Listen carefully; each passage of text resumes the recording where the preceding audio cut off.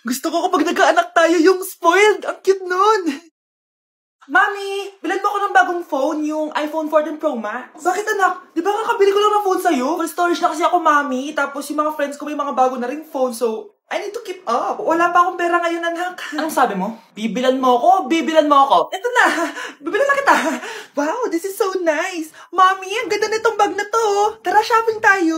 Kakabili ko pa lang sa'yo ng bag, di ba? Ganda kaya nun. Ang gusto ko, Gucci. Ang binili mo, Gucci. Ang mahal naman ang gusto mo, anak. Nagreklamo ka? Anak-anak ka dyan? Tara, shopping na tayo. Saan ako kukuha na pera pambili nun? Anak, kain ka na. Pinagluto kita ng paborito mo. Ew, Mami, ano to? Tinola yun, anak. Di ba paborito mo yan? Tinola? Kadire! Gusto ko yung steak from Golf Gang. Steak? Huwag ka lang mag-inarti, anak. Kainin mo na lang yan. Ayoko. Mamatay na lang ako sa gutom. Bakit ba ganyan ka? Di ba gusto mo ng anak na spoiled? O, eto na. Ayoko na pala. Halika dito. Ibabalot kita sa tiyan ko. Anak? Yes po, Nay. Lagi mong tatandaan, wag na wag kang magsisinungaling, anak. Bakit po, Nay? Kasi yung lahi natin nangingisay kapag nagsisinungaling. Okay po. Few moments later. Nay! Bakit, nak? Bakit wala po kayong tinirang ulam para sa akin? Parang di niyo naman po ako anak, Hindi totoo yan. Alam mong anak kita. Sige, Nay. Bilhin niyo na lang po ako dun sa Nay? Nay, bakit po kayo nangingisay? Nay, napapano po kayo? Ang lahi natin nangingisay kapag nagsisinungaling. Nay, pasok na po ako ng school, Anak, anong nangyari sa'yo? Ba't parang pauwi na itsura mo? Tinapos ko yung research namin. Visit yung mga kagrupo ko, walang inambag. Apakaseryoso mo naman kasi. Wala ba sa New Year's resolution mo yung mag-enjoy? Mag-e-enjoy lang ako pag ako yung top 1 sa klase namin. Sana, sa pagiging fresh, top 1 ka din. Che, alis na nga ako. A few moments later. Tabi tayo, Haray, guys, tingnan niyo TikTok ni Crystal ang fresh. Wow, pati ba si Crystal ang fresh? Parang hindi siya na-stress nung bakasyon. Ano si Babe? Epekto ba yung walang jowa? Anong nangyari sa akin? Di ba ginawa ko yung research natin? Yung visit na to? Ha? Di naman kayo nag-aambag, di ba? O, Babe, ba't naman nagtatabog ka dyan? Baka gusto mo isumbong kita kay man. Ikaw kaya? Isumbong kita sa nanay mo. Di ba bagsak ka sa lahat ng subject, ha? Kumalma ka. Totoo ba to? Lumalapit sa akin si Crush. Magkakajowa na ako. Hi po. Hello. Salamat pala sa pagpapakopya sa akin, ha? Ang taas ng score ko. Wala yun. Basta ikaw. Matalino ka sana, kaso ganyan na tsura mo.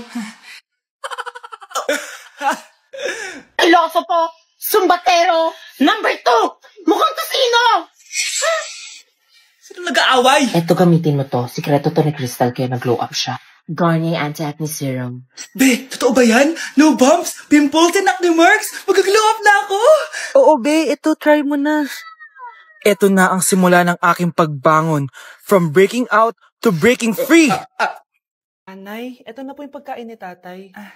Thank you, anak. Pwede ba ako pumasok, Nay? Wag na muna, anak. Baka ma-stress yung tatay niyo, Sana gumaling na si tatay. Ang tagal niya na kasing paralyzed, Sige, Nay. Alis na ako. Mahal, papakainin na kita, Naglutuan ka ni Scarlett. Nay, ito na po yung pagkain ni Ano yun, Nay? Ang baho. Ay, anak, mamaya mo na ibigay yan. Papaliguan ko muna yung tatay mo. Nagpupo na naman. Sige, Nay. Tao po, delivery po. Ano po yun? Kay Susan po. Importante daw po to. Si Nanay. Ako na lang po magbibigay sa kanya. Nay, may nagpapabigay po nito sa inyo. Binasa mo ba to, anak? Hindi po, Nay. Wag na wag mo tong babasahin, sige po, Nay. Mamamalengke lang ako na uulamin natin, Ikaw muna magbantay ng bahay. Ano yun? Bakit sobrang baho naman? Saan nanggagaling yun? Dito sa kwarto nila nanay. Tay, nagpupo ka na naman, no? Yung envelope to, Death certificate? Hindi naman patay si tatay,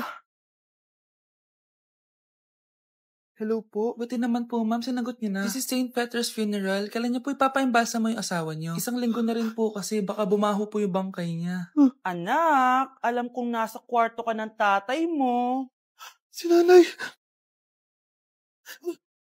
Samantha! Yes po? Ayoko talaga dyan kay ma'am. Mas gusto ko pa yung dati nating teacher. Buti pa yun, hindi nang babagsak. Tapos magaling pa magturo. Kyle! Akala ko matino ka. Guys, huwag niyo naman ginaganyan si ma'am. Mabait naman siya eh. Sa principal nga lang.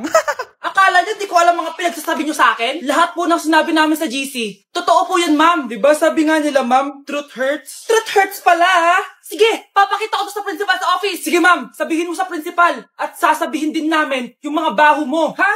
Anong ibig mo sabihin? Di ba may GC din kayo, ma'am? Sinisiraan niyo pa nga yung mga estudyante. Paano mo nalaman yon? Isang pindot ko lang dito at masasend na to sa principal. Huwag mong gagawin yan. Huwag mong pipindutin. Humanda ka sa akin, ma'am. Wag! Wag! Ay, si tatay may kausap na ibang babae. Ang sweet nila. Ha? Asan tatay mo? Nandun po siya, Nay. Oo, sige, kita tayo mamaya. Hoy, sino kausap mo? Kaibigan ko lang sa trabaho. Ganda na bracelet mo, eto. Binigyan lang ng kaibigan ko. Okay. Hello? Nandyan ka pa? Di pa rin kita mas mag-usap? Sandali na lang to, darling. Umamin ka sa akin. May kabit ka, no? Ako may kabit? Nagpapatawa ka ba? Siguraduhin mo lang. A few moments later. Uy, Mare! Uy, anong balita? Tignan mo yung bracelet na binigay sa akin ng boyfriend ko. Wow, ganda. Ganda, di ba? Sabi niya mahal daw to. Hello po, ma'am. Hinahanap po kasi namin yung nagnakaw ng bracelet. Ganito po yung itsura niya. Mare, sabihin mo lang ka nakita. Sige. Sir? Sila po yung nagnakaw. Mare! Akala mo di ko alam na ikaw ang kabit na kasawa ko? Anong nangyayari dito, darling? Oh, eto na pala siya. Couple bracelet pa kayo, magpapaliwanag ako, darling. Sumama na kayo sa akin sa presinto. Sige na, huliin nyo na yan. Darling, magpapaliwanag ako. Darling! Walang hiya ka. Magbabayad ka. Ay, kasama ko po yung crush ko. Hello po, tita. Saktong-sakto, nagluto ako ng masarap na pagkain. Talaga po, Nay? Halika dito, kumain muna kayo. Sige po, tita. Oh, ito, masarap yan. Ako nagluto niyan. Mapapadami na lang po kain ko nito, Nay. Ang sarap nga po, tita. Di ba, Abby? Tita, nabubulunan po anak nyo. Anak!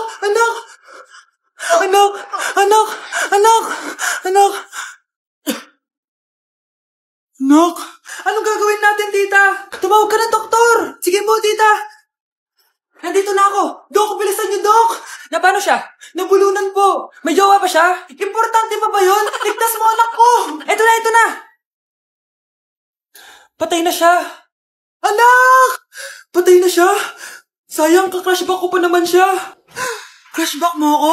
Pag ganyan mo lang sinabi, so tayo na? Anak, kailan mo ako papakilala sa girlfriend mo? Nay, wag po kayo magagalit. Girlfriend ko po kasi yung anak ng kapitbahay natin. Yung mayaman na kapitbahay natin. Opo, Nay. I like your taste, ha? Nasaan na siya? Nandito po siya, Nay. Papakilala na kita. Babe, halika. Hello. Ikaw pala yung girlfriend ng anak ko. Anong pangalan mo? Ako si Kendall, ang pinakamayaman at pinakamaganda dito sa barangay nyo. I like your confidence. By the way, kumain ka na ba, Iha? Hindi pa. May masarap ba kayong pagkain dito? Oo naman, masarap ako magluto. Tara, kain na tayo. Ito, kain na tayo. Sarap. Yuck! Disgusting! Ang pangit na lasa! Lasang... Grabe ka naman! Nagsisisi akong pumunta pa ako dito! Babe, magpapaliwanag ako, please! Ang papangit nyo! Tita! Bastos ka, ha? Ikaw na nga binibigyan ng pagkain! Nag-iinarte ka pa! Tita, po! Sorry na po, tita!